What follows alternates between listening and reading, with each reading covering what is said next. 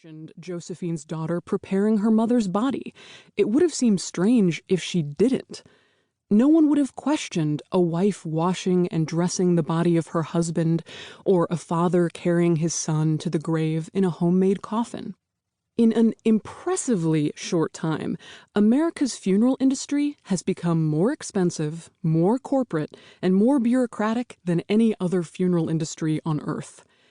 If we can be called the best at anything, it would be at keeping our grieving families separated from their dead. 5 years ago, when my funeral home, and this book, was still a gleam in my eye, I rented a hut on a rural lagoon in Belize. At that time, I lived the glamorous life of a crematory worker and body transport driver. The hut had to be very inexpensive. It had neither cell phone service nor Wi-Fi. The lagoon was 9 miles from the nearest town, reachable only by 4-wheel drive. The driver was the caretaker of the property, a 30-year-old Belizean man named Luciano.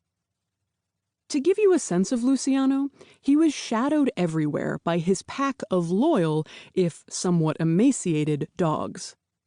When the hut was unoccupied, he would head into the Belizean bush for days at a time, wearing flip-flops, carrying his machete, followed by the dogs. He hunted deer, tapir, and armadillo, and when he caught one, he would kill it, flay it, and eat its heart out of its chest. Luciano asked me what I did for a living. When I told him I worked with the dead at a crematory, he sat up in his hammock. "You burn them?" he asked. "You barbecue people?" I considered this description.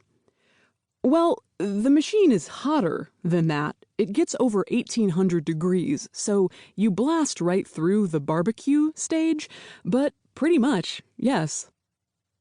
When someone died in Luciano's community, the family would bring the body home for a full-day wake. Belize has a diverse population, sandwiched between Caribbean and Latin American influences, with English as the national language. Luciano identified as a mestizo, a descendant of the indigenous Maya and the Spanish colonizers. Luciano's grandfather was his community's death attendant, the guy a local family would call to prepare a body. When he arrived, sometimes the body would be in rigor mortis, the muscles rendered so stiff it was a challenge to dress and bathe the corpse. According to Luciano, if that were the case, his grandfather would talk to the body. "Look, you want to look good in heaven? I can't dress you if you want to be hard." "So, your grandfather would talk the corpse out of rigor mortis?" I asked. "Well, you also had to rub a little rum on it to make it loosen up, but yeah, he would just talk to the body," he replied. After convincing the body to loosen up, his grandfather would flip it over on its stomach and press out any purge or gas from decomposition, kind of like burping a baby. Burp it before it burps on you. "Is that your job in America too?" he wondered, gazing out over the lagoon. Of course, the larger cities in Belize have funeral homes that adopted the American business models, upselling families on mahogany caskets and marble headstones. The same push toward modernity goes for Belizean hospitals, which may require that an autopsy be performed, whether the family wants the procedure or not.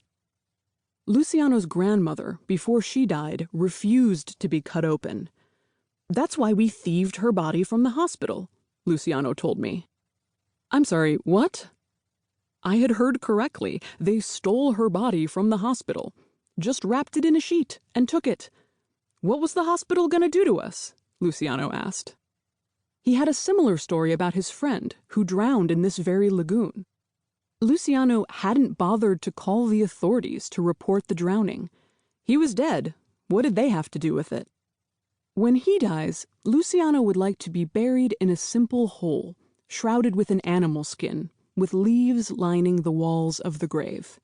He plans on designing the animal shroud himself. He explained that he talks about death all the time with his friends. They ask each other, "Hey, what do you want when you die?" Luciano asked.